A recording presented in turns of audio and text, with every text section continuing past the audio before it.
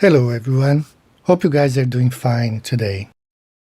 I have been prevented from uploading videos to YouTube for the past 2 weeks, and my channel now is hanging by a thread. But we've got to move on, and if YouTube decides to delete my channel, well, I will start all over again from scratch. I would like to give a shout out to Nathan Oakley and his show The Flat Earth Debate, which has brought up the subject of celestial navigation in the last few episodes. That will be the theme of our video today.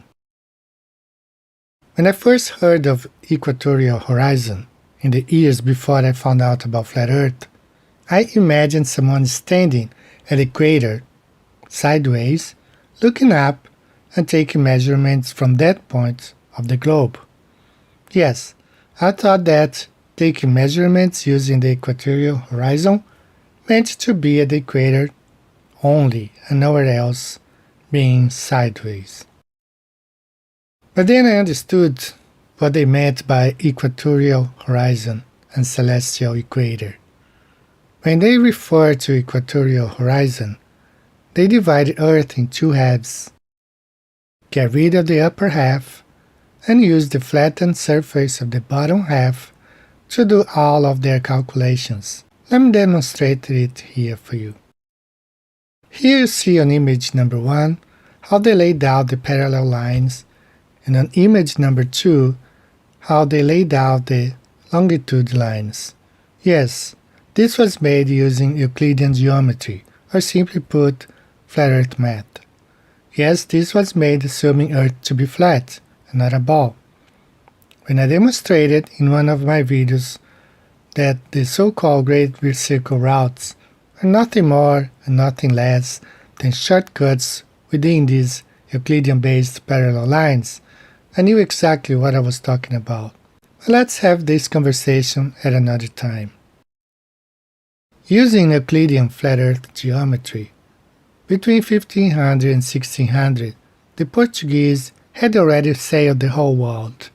In fact, in a collection of Portuguese maps dating from the late 1500s, they even had the coast of Australia mapped out.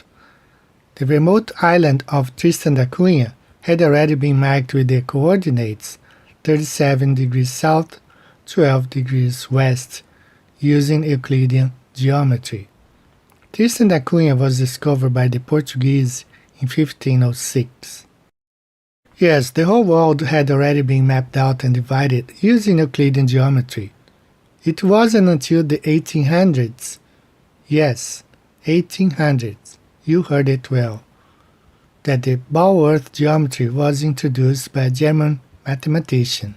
His name was George Bernhard Riemann.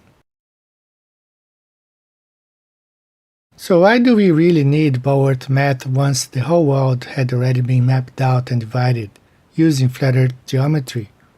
Apparently, just to give life to a globe Earth idea.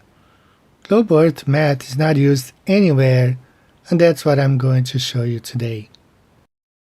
When using celestial navigation, they always assume Earth to be flat. They call this equatorial horizon. That funny thing they do imagining cutting Earth in half. Once you consider the part where you are to be flat, you start making your measurements. Here you see the protractor and imagine the person in the center taking angles and measurements. Don't forget to ignore the lower part. It's only for decorative purpose anyway. The Portuguese were masters at sea. They invented the astrolabe. They had already sailed the whole world by the late 1500s. With the sextant, they measured distance using triangulation, always considering the 90 degrees angle from the horizon up to the sun, moon, or a star, and that's how they navigated the world. To locate themselves on the open ocean, navigators can determine their position by observing the sun, moon, stars, and the so-called planets. Now remember this, when they talk about celestial equator or equatorial horizon, no matter how pretty of an image of a globe in space they show you. You can always cross out the lower part of this globe because it's never used. The luminaries considered to be on the bottom of this ball Earth is truly converged beyond the horizon on a flat plane. Once you approach their direction, they will rise up in the sky. They are not hidden on the bottom of the universe. Now the flat plane you always see in their celestial equator model, you can replace by a flat Earth map. There you have it. The true nature of our world. It is flat. They just don't like to admit it. They call it celestial equator or equatorial horizon. And yes, they too consider a personal dome. Professor Phoney, not Professor Dave, left at the idea of a personal dome. But this is considered in celestial navigation because this is the reality of our flat plane. We don't see it infinitely. You have to consider only the area where you can observe the sky. Here we are in a website from the University of Nebraska, Lincoln. You can ignore the celestial sphere view. Let's just focus on the horizon program view. You see how flat the person stands. They always consider flat surface, which they call the equatorial horizon. You can move the stars up and down, but the surface where the person stands is always a flat plane. Now that's the personal dome. It's where as much as the person can see.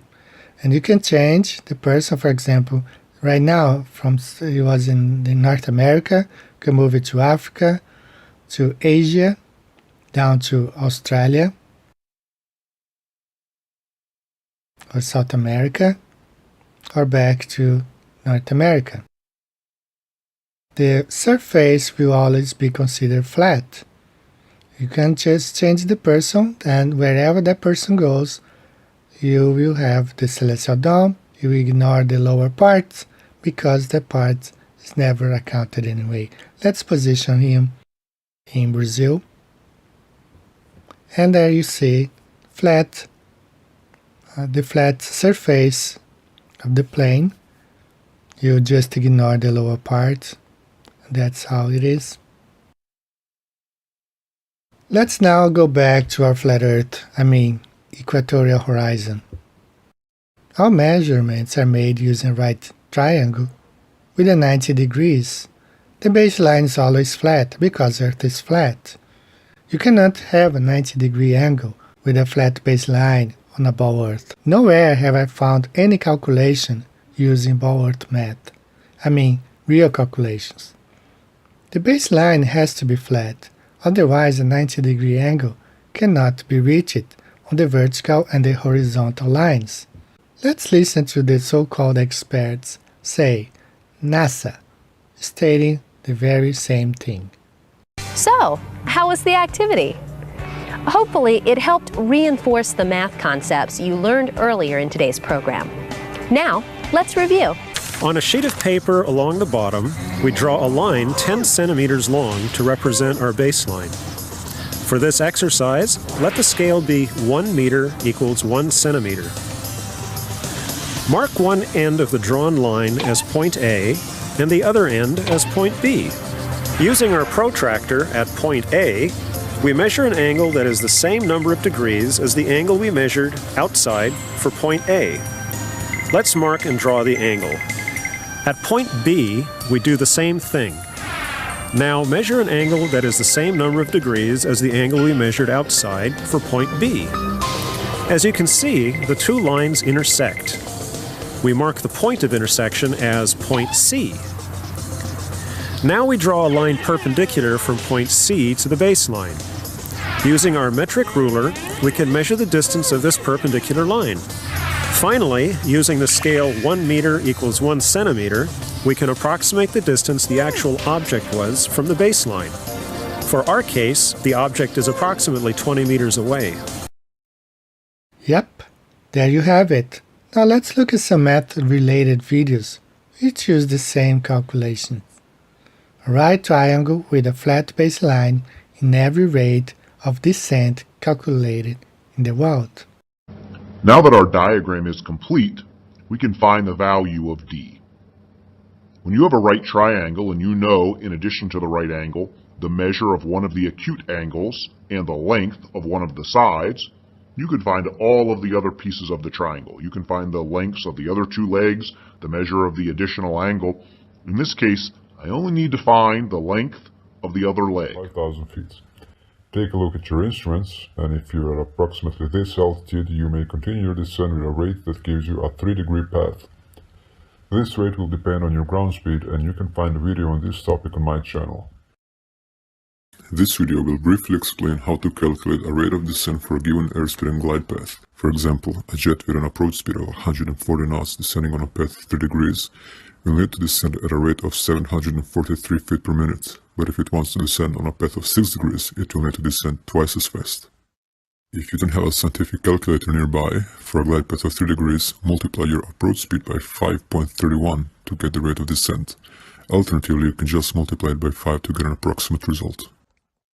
No matter the rate of descent, whether it's 3 degrees, 4 degrees, or even 6 degrees, the baseline, or ground where the calculation is being made, is always considered to be flat, because Earth is flat. Let's just take a look at one more example. As you see on the PFD and ND, we're at 27,000 feet with a speed of 320 knots. We want to calculate the distance we need to fly a continuous descent profile. So we're going to cross out the last digits and divide that by 3. So 270 divided by 3 equals 90. So 90 nautical miles is the minimum distance we'll need for our descent. Here we need a minimum of 90 nautical miles of flat land, or flat baseline, to calculate our descent. 90 nautical miles equals to about 103 miles. Let's now put this information on our Earth curve calculator and look at the bulge between the 2 points. You see the horizon dividing the 2 points and the position of the aircraft at 27,000 feet. Let's now apply the triangulation with the flat baseline, because this is the way it's done, and see what happens. There you have it. Why not such calculations is ever applied using ball Earth math? Because Earth is not a ball. We live on a flat, intelligently designed Earth, with the luminaries rotating above us. As the scriptures say, the heavens declare the glory of God, and the firmament shows his handiwork. And they that be wise shall shine as the brightness of the firmament, and they that turn many to righteousness as the stars forever and ever. So why are there so many government documents assuming a flat, non-rotating Earth? Because in fact Earth is flat. Check this out. But this is a NASA technical manual. MIT, the Army Research Laboratory, flying over a flat, non-rotating Earth. Flat Earth with a flat Earth assumption. Non-rotating flat Earth. A flat, non-rotating Earth may be assumed. A flat and non-rotating, assuming a flat Earth. Flat, non-rotating Earth. A non-rotating Earth. Flat, non-rotating Earth. Validity of flat Earth based on a flat Earth assumption for a flat Earth and a flat atmosphere. Flat, non-rotating Earth. The flat Earth model. Propagation of electromagnetic fields over flat Earth. Ballistic vehicle motion. A closed-form solution is developed for the motion of a ballistic vehicle entering the atmosphere over a flat, non-rotating Earth. The assumption of these equations assume a flat Earth. Earth is not just assumed to be flat. Earth is flat. Till next time, this is Flat Earth, Banjo, USA, Japan, and Brazil. Take care.